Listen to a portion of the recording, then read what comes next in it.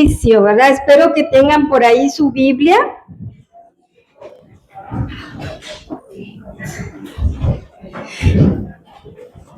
Y busquen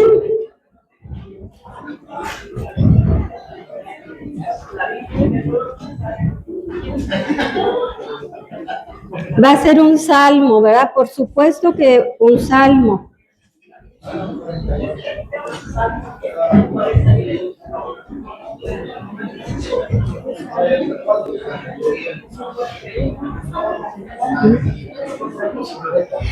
Van a buscar el Salmo 51. En el salterio sería 50, pero como aquí todos tienen la Biblia y no el salterio, 51.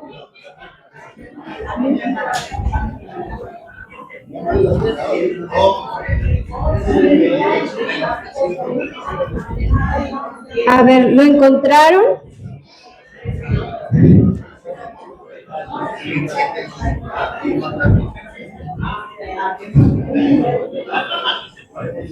Que, por ejemplo, fíjense muy bien qué dice el versículo 1 y versículo 2. Bueno, no sé, en su edición o traducción, yo tengo la Biblia de Jerusalén. Dice primero la indicación, ¿verdad?, para el maestro de coro. ¿De quién es este salmo? De David. ¿En qué situación? Cuando el profeta Natán se reunió, ¿verdad?, le visitó después que aquel se había unido a Betsabé. Fíjense qué historia, ¿verdad? Yo creo que ya todos conocemos esa historia, ¿verdad? Para que tratemos de pensar en el autor. En este caso, ¿verdad, David? ¿Qué estaba pasando por la mente de David? ¿Qué había hecho David? Pues la había regado bien feo, ¿verdad? O sea, había hecho algo muy malo, muy mal. No era digno de aplausos, ¿verdad? Había fallado, le había fallado a Dios. ¿Cuántas veces nosotros no estamos en una situación semejante? No a lo mejor en el mismo contexto de la historia de David, pero sí le fallamos a Dios. Entonces, y fíjense que incluso hasta para cuando se cantan, de hecho los salmos, el ideal es cantarlos dentro de la liturgia de las horas de alabanza. Y existen diferentes melodías o tonos litúrgicos para cada salmo. Hay unos que son más alegres y que corresponden a un salmo de alabanza, de acción de gracias, de adoración. Pero si es penitencial, pues lógicamente, o de improperios, pues lleva otro tono, porque este es un signo también. Y entonces ahora en silencio, ustedes van a leer, ¿verdad?, a meditar y tratar de entender a David en la situación que estaba, pero también en mi persona. ¿Cómo hago mías esas palabras? Así que, pues este es un momento en realidad de oración, ¿verdad? Vamos a hacerlo en silencio, está un poco largo, ¿verdad? Así que, ¿sí?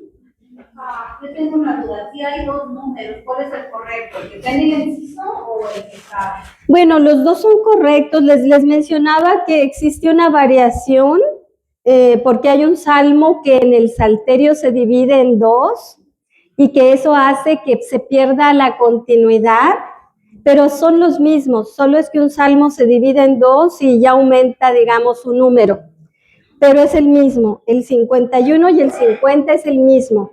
El 50 en el salterio, en el librito aparte. Es una estructura diferente que le dieron, pero es exactamente lo mismo.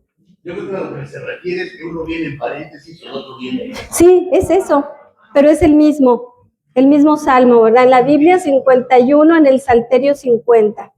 Pero en realidad nosotros para la oración viene siendo como el 50. Pero es lo mismo. Sí. Sí, también tiene que ver con las traducciones. Acuérdense que el Antiguo Testamento fue escrito en hebreo y algunos textos, los más recientes a la era cristiana, en arameo y en griego el libro de la sabiduría, por ejemplo. Entonces, en la traducción se puso de esta manera, ¿verdad? En el griego se hizo esta división de los salmos y quedó así, ¿verdad? Como entre 50 y 51, pero es el mismo salmo. Tengo la Biblia latinoamericana, pero empieza el Salmo 51 con el versículo 3. Sí, todos empiezan ahí, por eso les leí el 1 y el 2, porque normalmente los primeros versículos son como instrucciones para el coro, o para qué corresponde, ¿verdad? Por eso les mencioné del maestro de coro, el Salmo de David, que tiene que ver cuando el profeta Natán visitó 2 veces a el rey David, después de lo que había sucedido con Betsabé, ¿verdad? Entonces, ahora vamos a hacer este ejercicio. Entonces, eso que leyó usted vendría siendo, no vendría siendo palabra de Dios. Sí, porque está contenida aquí, ¿verdad? En el canon. Todo lo que está ya escrito se considera, ¿verdad? Inspiración divina. Mande. ¿Y por qué se lo quitaron de esta No le aparece en ningún lado. Es que tiene que ver mucho con las traducciones, las ediciones, pero en realidad son indicaciones que se conservaron y que son significativas porque nos dan la idea de lo que vamos a meditar, de lo que vamos a escuchar y nos ponen en el contexto, ¿verdad? De qué se trata. Y a veces algunas... Sí. Es que acuérdense que en las diferentes Biblias, creo que el padre les había dicho y él por eso utilizaba la Biblia Jerusalén. ¿Se acuerdan de lo? Sí, normalmente para estudio. Hay Biblias que son como la Nácar Colunga, como la Jerusalén, que son más fieles a las traducciones originales. Llaman más de buscar a las palabras, ¿verdad? Pero se ha hecho en varias traducciones o las editoriales hacen más accesible a nuestro entendimiento, pero van cambiando ciertas cositas. Eso no afecta a lo que dice la palabra de Dios, sino a que el sitio lo puedo poner. No, a lo mejor lo tienen agregado en los comentarios, pero como bien dice la madre Ceci, ¿verdad? Los primeros 2 versículos te están diciendo esta instrucción. Instrucción, ¿verdad? Directo a lo que es el salmo, ¿verdad? Lo que el sentimiento que se da. Sí, aquí nos damos cuenta porque lo estamos estudiando, ¿verdad? Por eso son estos grupos de estudio. Es muy necesario, ¿verdad? Es importante. Bueno, sí, el número. Estaba buscando el número. Pero por eso, cuando una enseñanza bíblica no nos vamos a hacer referencia al 1 y 2, porque sabemos a lo que se refiere. Ajá. Se supone que ya sabemos de qué se trata. Por eso, de esta manera, latinoamericana, sí. Por eso nada más es conveniente, ¿verdad? Alguna de estas traducciones o ediciones como la Jerusalén o la Nácar, o hay otra, la de Navarra, la de Straubinger, Monseñor Straubinger, excelente, ¿verdad? Para quienes están ya más enfocados al estudio bíblico, ayuda mucho, ¿verdad? Para la lectura diaria, oración y Y lectura en sí, pues está muy bien la latinoamericana porque ayuda a entender mejor. Pero si ya vamos estudiando y profundizando, pues sí es bueno, ¿verdad? Tener estas traducciones también para ir comparando, confrontando. Y no porque lo hayan quitado o que esté mal, no, pero porque son indicaciones, ¿verdad? Son instrucciones.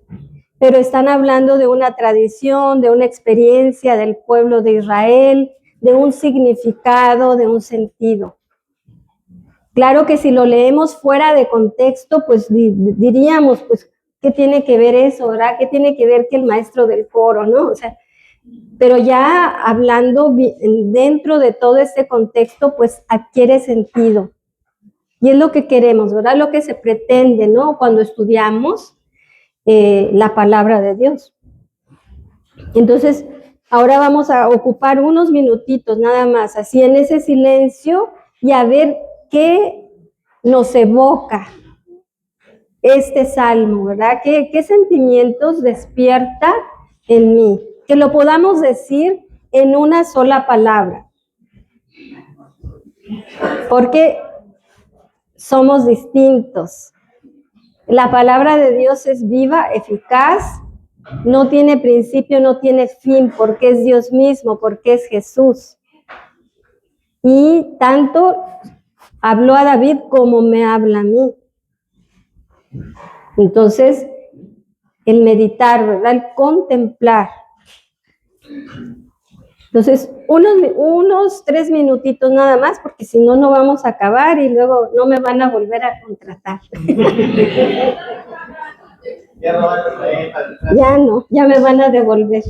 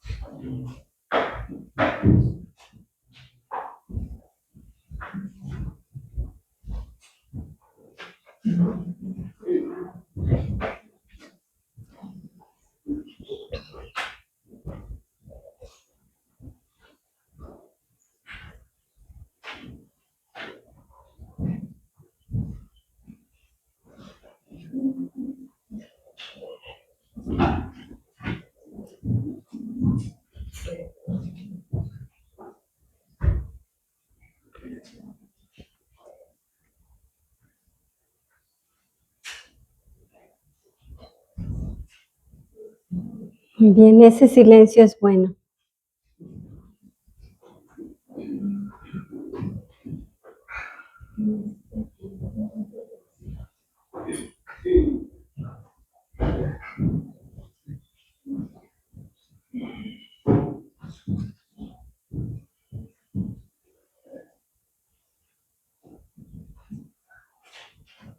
Yo creo que podemos descubrir ese sentimiento de David después de haber fallado contra Dios, después de haber pecado. Hay un reconocimiento, hay un arrepentimiento.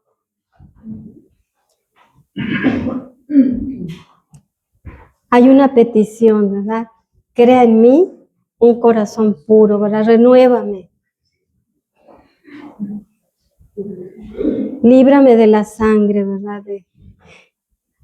Y si se dan cuenta, todo esto es a lo que nos invita a orar y meditar. En la misma Eucaristía, ¿verdad? En la misa.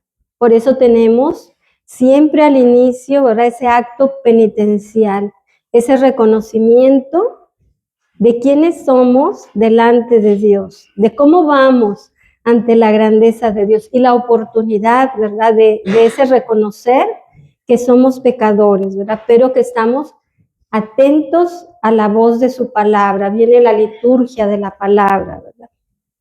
Y siempre un salmo que nos invita, ¿verdad?, a esta meditación, que tampoco está puesto al azar, ¿verdad?, que va en relación con lo que se está celebrando y escuchando. O sea, no podemos separar la palabra de la Eucaristía, porque es el mismo Cristo, Cristo palabra, Cristo Eucaristía. Es lo que sucede, ¿verdad?, en el Evangelio de San Lucas 24, ¿verdad?, en los caminantes de Maús. ¿Con qué razón, verdad? Nuestro corazón ardía cuando escuchábamos tu palabra. Pero si nuestro corazón no arde, ¿verdad?, al escuchar la palabra, pues ¿cómo vamos a reconocer al que está ahí? Cristo, ¿verdad?, presente en todos los sentidos. Cristo presente en el celebrante, Cristo presente en la palabra, Cristo presente en la Eucaristía, Cristo presente en el pueblo. O sea, son realidades que no podemos separar, que tenemos que integrar y vivir a profundidad. Que cuando tomemos la palabra de Dios, pues no solamente nos vayamos al contexto histórico, que sí es importante, porque si no, pues no sé por qué está ahí, ni en qué situación, ¿verdad?, se escribió, y para quién y por qué. Pero que me confronta a mí ahora. Y estoy segura que para muchos algún versículo del Salmo se nos debe de haber grabado, ¿verdad?, y quedado en nuestro corazón. ¿Sí?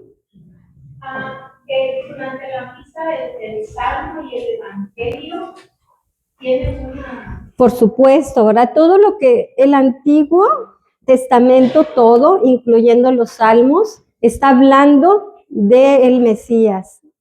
Todo lo que Jesús nos enseña en el Evangelio está latente en el Antiguo Testamento y se hace presente y real y vivo en la persona de Cristo, todo el Evangelio. Acuérdense que el Evangelio es Cristo, el Evangelio es la buena nueva.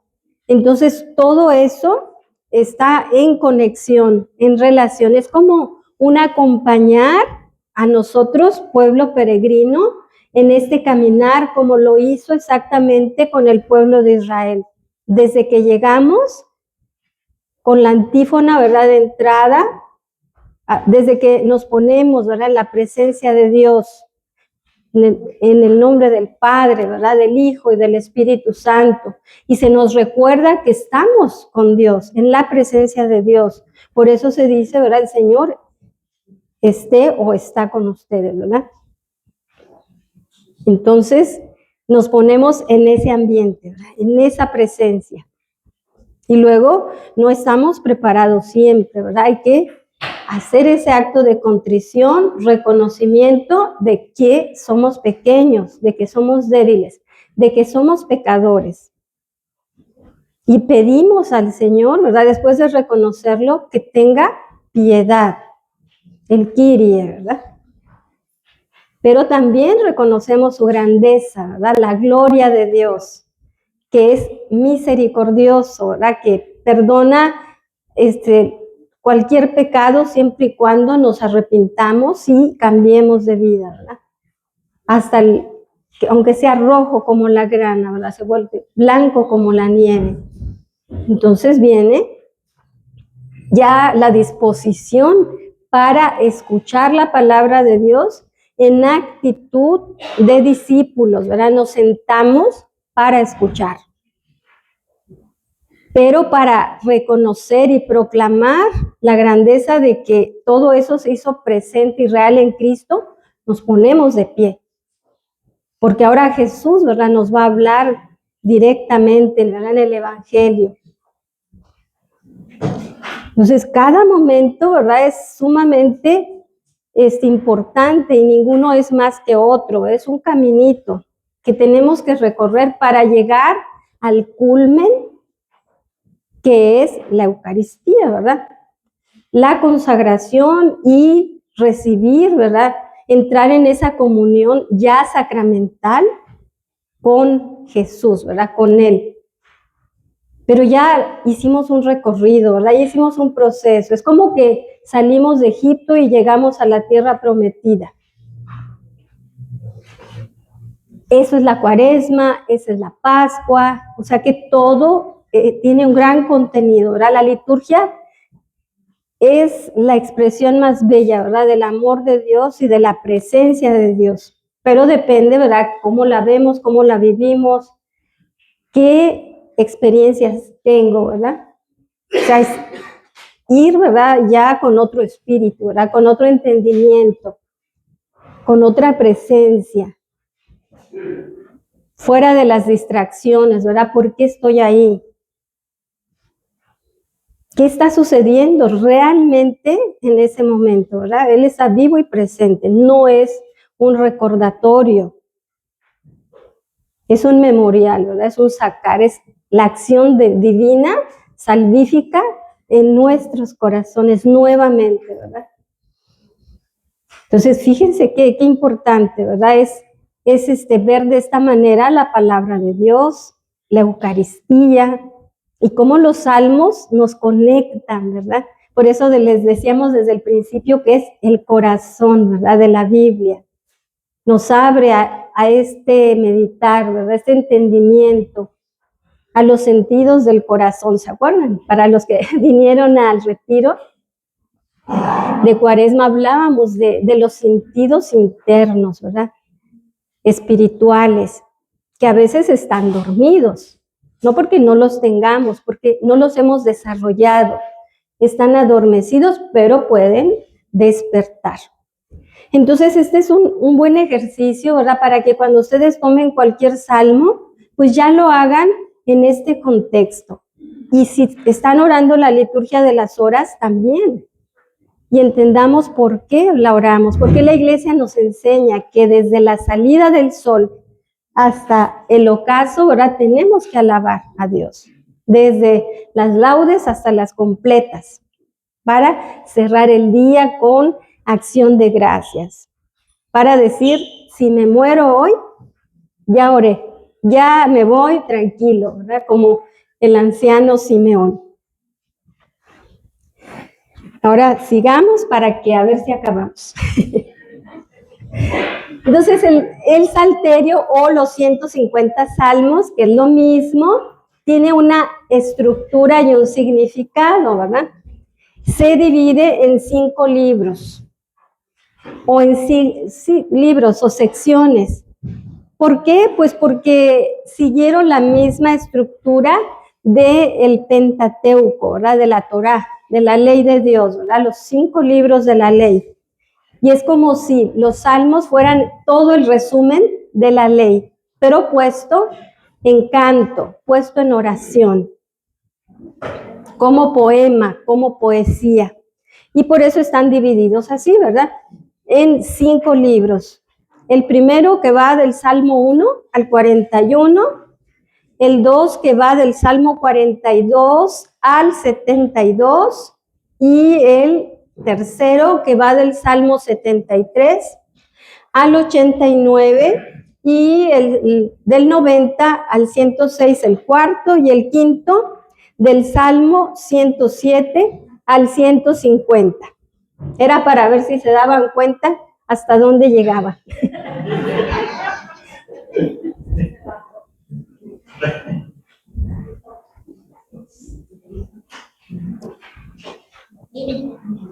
Yo creo que esto ya lo adelantamos un poco con todo esto que les iba explicando en relación con la liturgia, cómo los salmos, ¿verdad? Son el libro oficial de la oración del pueblo de Israel, que ellos lo oraban todos los días, en diferentes momentos también, y de acuerdo también a la situación que vivían.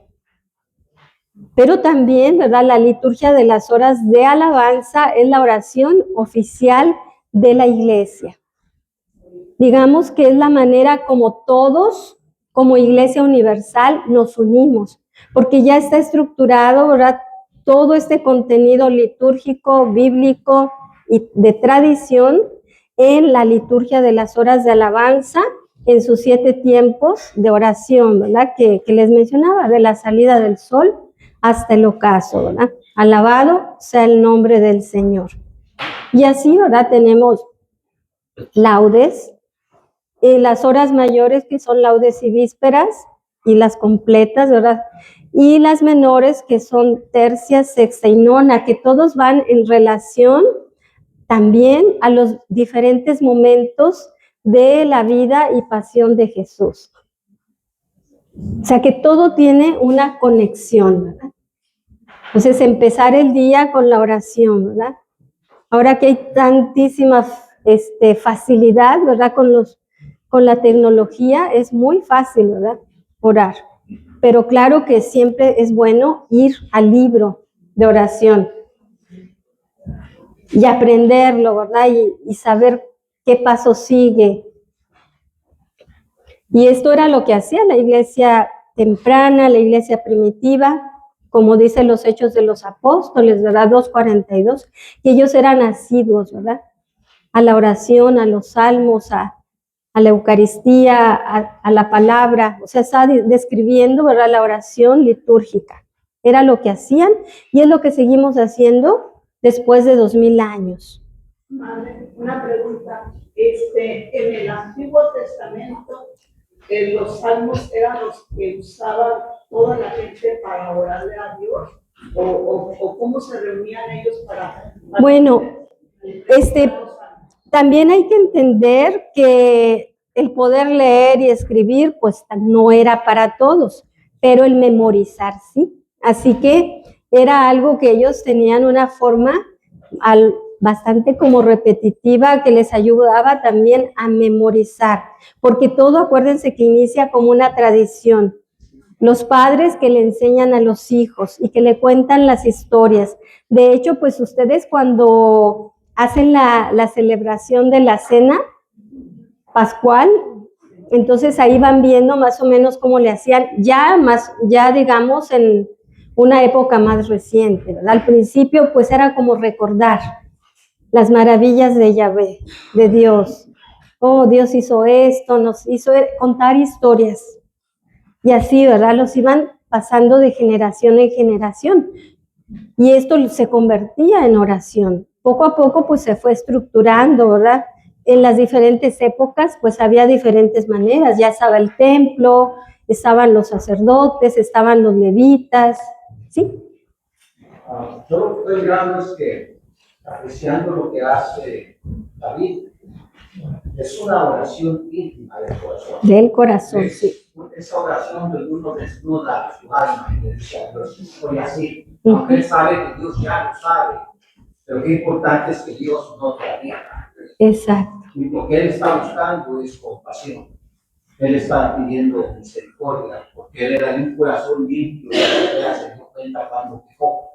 Y cuando lo descubrió, sintió su corazón estallar, un corazón contrito que ahora está buscando la compasión de Dios y que sabe que Dios tiene razón, que Él es justo y que Él puede poner el castigo que Él quiera porque Él tiene la verdad. Entonces, para mí, los salmos son una oración íntima del corazón. Exacto, es lo que son los salmos, ¿verdad? Es una oración íntima del corazón, hacer propias, ¿verdad? Las palabras, las experiencias. Yo muchas veces me encuentro orando con el Señor y le digo, Señor, y esta palabra para mí. que no merezco, pero sabes bien que yo la necesito. O sea, es abrirle mi corazón a Dios para que Dios la abra a nosotros. Sí, pues de hecho, antes que nosotros busquemos a Dios, Él ya nos buscó. O sea, el que siempre no se deja ganar en generosidad es Él. Si nosotros respondemos algo es porque Él ya venía atrás de nosotros desde hace mucho tiempo, ¿verdad? Pero no siempre abrimos el oído para escuchar como discípulos. Entonces sí es cierto, gracias. Ahí cuál es la enseñanza, ¿no? O sea, cuando uno peca, no se puede uno quedar en el pecado. Claro. Lo que Dios busca y debe encontrar es que uno lo busca a Él. No poderse quedar en... Sí, le responde a Dios que ya busca. Exacto. Entonces, la importancia teológica, ¿verdad? Es que es esa relación entre la palabra de Dios inspirada y nosotros mismos en nuestra condición humana. Son como una manera de conectarnos, como estaban mencionando, con esa grandeza de Dios y nuestra pequeñez, ¿verdad? Dios que sale al... La teología podríamos resumirla en eso, ¿verdad? En Dios que sale al encuentro del hombre. Y el hombre que nada más tiene que dejarse encontrar, ¿verdad? Y no esconderse como Adán y Eva, porque sabían que estaban desnudos, sabían que habían pecado. Qué diferente actitud, ¿verdad? Pero aquí ya hubo un proceso de entendimiento entre la historia del Génesis y entre la época de los reyes. O sea que no hay que entenderlo así tan literal, porque tiene un mensaje teológico. Entonces los salmos son oración humana y al mismo tiempo inspiración divina. Eso es lo que hace diferentes, ¿verdad?, a los salmos. No es un libro histórico, no es un libro didáctico, no es un libro profético, aunque sí tienen profecía, muchos salmos prefiguran a Jesús, ¿verdad? Sino que es más oración del corazón, como decía, pero inspirada, ¿verdad?, por Dios. Y esto creo que sí lo tienen ahí en sus hojitas, ¿verdad? Que es lo mismo, ¿verdad? La línea del tiempo entre el primer salmo y el último, entre el Salmo 1 y el Salmo 150. Entonces ahí tienen las lamentaciones individuales, salmos de Sión, salmos comunitarios, reseñas históricas, salmos de ascenso, pero es como una recapitulación en realidad, porque pues ya hablamos sobre todo eso, ¿verdad? No nos vamos a detener más. Y lo tienen en sus hojitas. Y aquí pues cerramos y concluimos, ¿verdad? Resumen y reflexión.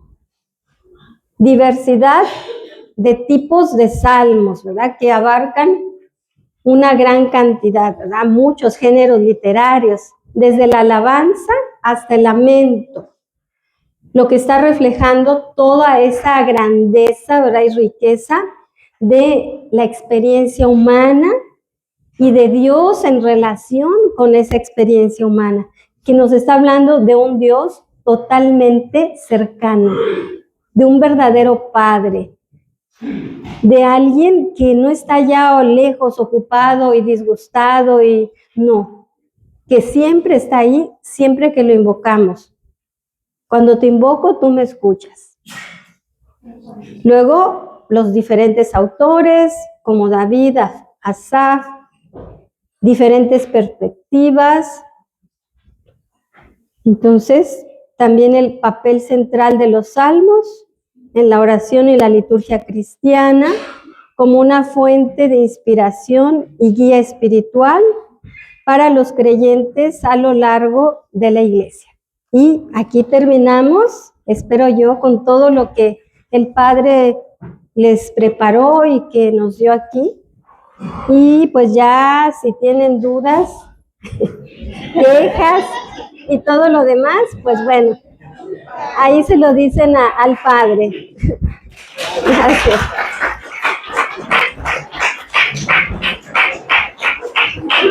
Ahora, si les parece, vamos a hacer una oración final, siempre encomendándonos a la Santísima Virgen, que ella fue la primera, ¿verdad?, en escuchar y decir sí a Dios y en orar con los